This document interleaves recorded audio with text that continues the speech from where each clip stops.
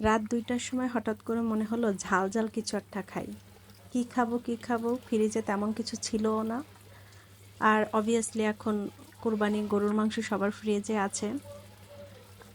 তাই ফ্রিজ থেকে কিছুটা গরুর মাংস নামালাম।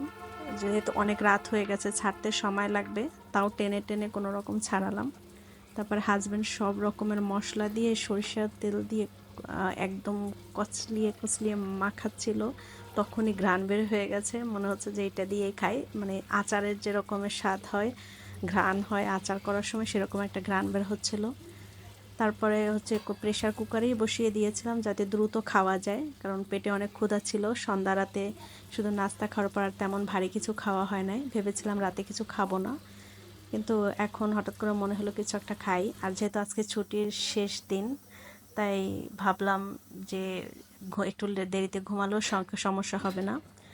আর এই মাংসটা হয়ে গেছে, মাংসটা খুব সুন্দর একদম সফট হয়ে গেছে, আর খেতেও অনেক দারুণ হয়েছিল। আর হচ্ছে পেটে অনেক ক্ষুধা ছিল। সাথে গরম ভাত, পাশের চুলায় গরম ভাত বসিয়ে দিয়েছিলাম, একদম ধোয়া ওঠা ভাত, আর সাথে ঝাল ঝাল মাংস। দারুণ হয়েছে।